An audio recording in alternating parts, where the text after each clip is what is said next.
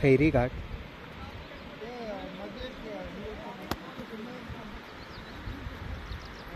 दिंडोरी इथून 70 किलोमीटर आहे।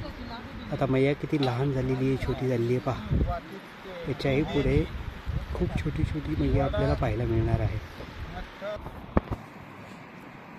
हा लिंगा घाट आहे, सूर्यमुखी घाट सुद्धा याला म्हणतात। दिंडोरी इथून 70 किलोमीटर आहे। मैया अतिशय छोटी झालेली आपण पाहतोय, खूप लहान।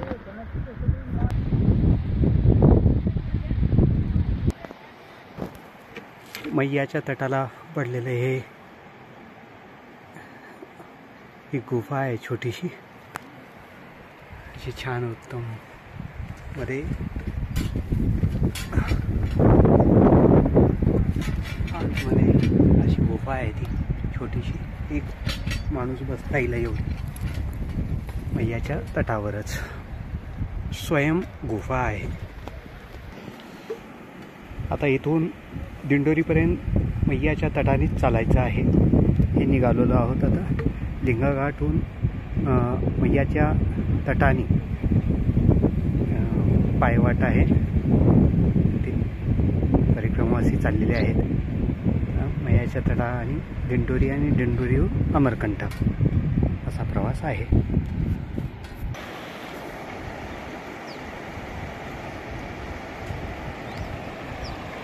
लिंगा घाट, सूर्यमुखी घाट, मैया किती लहान आहे पहा, अतिशय जवळ।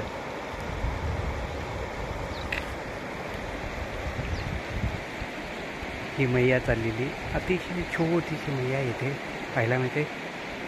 विशाल रूप मैयाचं पाहिलेलं आहे मी। म्हणजे समुद्रापर्यंत मैया जेव्हा जाते तेव्हा अनेक ठिकाणी अक्षरशः तांडव घालत ती समुद्राला जाऊन मिळते तिकडे।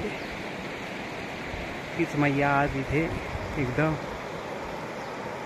झुमकत झुमकत झननन झननन असं ती शांततेत वाहते इथे, खूप छान रम्य असं। आता तटावरूनच मैयाच्या जायचं आहे। लिंगा घाट या ठिकाणी मैया फक्त 15 ते 20 फुटाच्या तिचा अंतर आहे पलीकडचा। 15 ते 20 फूट फक्त मैयाचं पात्र जे आहे ते 15 ते 20 फुटाचं आहे। पुढे एका ठिकाणी दाखवतो तिथं मैया किती लहान आहे ते दाखवतो। ते पुढे येते, अतिशय लहान आहे, 4-5 फुटाची असेल ती, बघूया आपण। ही मैया खाली गेली, 15-20 फुटाची मैयेचं पात्र इथं आपल्याला बघायला मिळतं।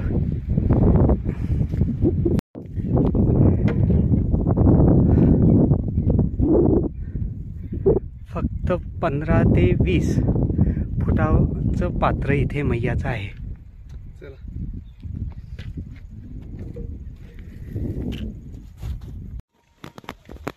इथे लिंगा घाटवर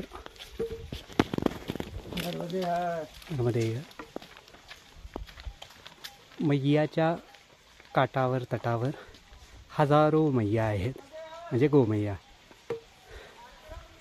गाई आपल्याला बघायला मिळत आहेत, गोमाता पाहायला मिळत आहेत हजारोंच्या संख्येने। लिंगा घाट आत्ताच आपण बघितलं, 5 फुटाची मैया इथे पाहायला मिळते।